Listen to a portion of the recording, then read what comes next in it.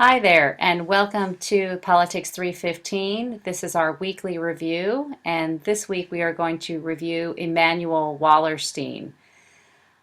This week or last week rather, I should say, we finished up our review of the main tenets, perspectives, ideologies, theories, really, of international relations, realism with John Mearsheimer and Kenneth Waltz, and liberalism with Michael Doyle, and neoliberalism or liberal institutionalism with Robert Cohane and Joseph Nye's article on international institutions and cooperation. And then we looked at Alexander Wendt's piece on constructivism. Of course, we also looked this week at Robert Jervis and his conception of those and how they formed the security community, which he defines as the United States, Western Europe, and Japan. I think it's interesting to note that Jervis defined that in the 1990s. And the question you really need to ask yourself when you read Robert Jervis's article this week is that security community still valid? And the way he bases that, he argues that liberalism is true in the sense that these countries need to cooperate, and that constructivism is true, that these countries cooperate based on common security norms and values. The question is Japan, is the United States, Western Europe, are they all really part of one security community, or is there a larger security community, particularly when looking at conflicts in the world today, such as the Islamic State, such as Russia and Ukraine? Is there a larger security community? Is NATO really that security community? Are there other actors that should be involved in that security community? Where is the role of China and Russia? Is he correct on their role? Are they adversarial? So these are questions you need to think about when you read the Jervis piece. But in this video, I would really like to focus on Immanuel Wallerstein. He's one of the foremost thinkers in international relations and in really global sociological studies. And I put this quote up here on him because he talks about the fact, he says, it is an intellectual task that is and has to be a political task as well, because I insist the search for the true and the search for the good is but a single quest. What Immanuel Wallerstein is saying here is that praxis, the word praxis meaning action, and the intellectual pursuit of international relations or of politics really can't be separated. So that for him, political challenges and intellectual challenges are the same. And when you seek the truth and you find the truth, and for him, he's found the truth in his perspective of world systems theory, then you know that you have to act towards that truth. And for him, that means political change.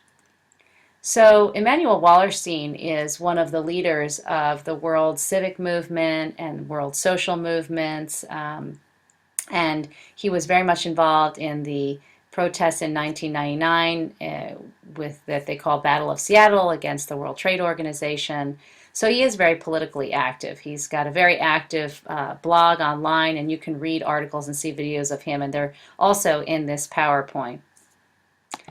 So, and here are the videos, I should say. That's him talking about modern capitalism.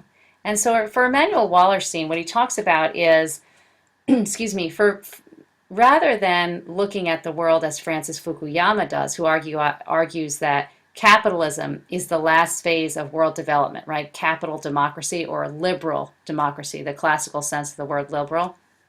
For Immanuel Wallerstein, capitalism is the second to last phase or penultimate phase of world development. And so for Wallerstein, capitalism is a necessary phase to get to the last phase of development, which would be Wallerstein's end of history. He never really defines what that end of history looks like, but he talks a lot about it being a socially just, economically just system. And so we read in Chapter 5, and we are reading in Chapter 5, the role of the state. And for realists and liberals, the state is a defined unit of analysis, and it works within a structure, either a conflictive, chaotic, anarchical structure, or a structure for liberals that is one that is cooperative, that has international institutions involved.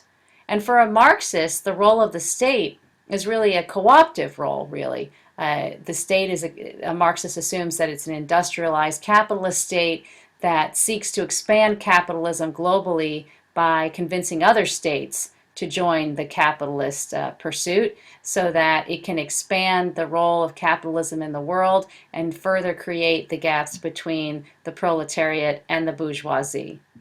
And for Wallerstein, he sort of bases his argument on Marxism in the sense that he argues that there is a system, okay, in the world, but rather than a system that's divided between the working class, the proletariat, and the bourgeoisie, the owning class or the wealthier class, okay, so a class-based economic system. For Wallerstein, the world system is divided very differently. And here, let me just switch to what Immanuel Wallerstein's world system is. Essentially, it's the core countries, the large industrialized capitalist countries, think the United States, think the security community, the US, Japan, Western Europe, but think outside of those countries, you can think of other large industrialized countries, Australia, New Zealand, Canada, okay? That would be the core. Then you have the secondary countries, those emerging markets, emerging in the capitalist system. And then you have the peripheral countries, which are the majority of the countries on the planet, and they are those that are less economically developed. The countries that would fall in there would be Bolivia, would be El Salvador, would be Burundi, Rwanda, Mali, Cambodia, okay? These are countries that Immanuel Wallerstein argues. Immanuel Wallerstein started his studies on Africa. He said when he finished college and he went to the continent of Africa and he saw the way the world system really worked, he realized that states were not the unit of analysis and that capitalism was not the system that he thought it was. In fact, capitalism was a system created to keep the core countries in place, to remain core countries that take natural resources and other resources, labor resources, for example, from the periphery and create this system of dependence on those core countries so that the periphery would always remain the periphery. And the secondary countries would essentially get a small taste of capitalism but would never really be included in that core group of countries. And so for Immanuel Wallerstein, the core and the periphery is the world system that capitalism creates. And for him then, production constantly expands as long as it's profitable, and it innovates in ways that will expand the profit only of those countries in the core. And there you can see he defines types of capitalism. And so for him, the state is solely created to support the system. And there he talks about the semi-periphery states. And how then has capitalism maintained its stability? He argues that the core countries have a military strength and that they create an ideological commitment to the system where people's well-being, our livelihoods, right, our jobs are tied to the capitalist system. And so for him, the balance of power is within system change.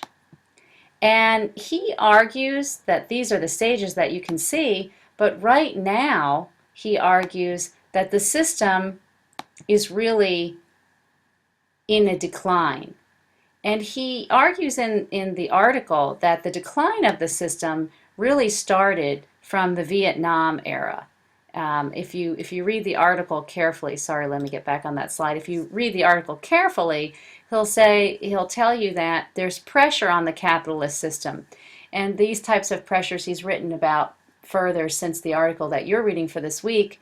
He talks about the anti-Wall Street movement. He talks about social movements around the globe for social justice in Latin America. Hugo Chavez, who passed away in Venezuela, but also Evo Morales in Bolivia and the left movement in Latin America, a leftist movement in some parts of Asia. So he argues that these counter movements globally are placing pressure, and even within the United States, are placing pressure against a capitalist system that they see that is extracting planetary resources and that the majority of the peoples are not profiting from. So this is a completely different way, somewhat based on a Marxist approach, but not completely Marxist. It's a completely different way to look at the planet, to look at the world and the international system, one that argues that the system is going to change out of capitalism. And so here it's a more critical, or what you read in the book as a radical approach, and one that is extremely popular globally, and one that many writers ascribe to. So this is not something that only very few people read about. And if you Google Immanuel Wallerstein, you'll see that. So I hope you enjoyed the reading. I know that it was a very dense reading and maybe a little more confusing than other readings, but a very important reading, a very important perspective, particularly for many countries around the world that do subscribe to this type of more radical or critical perspective. Thank you for listening.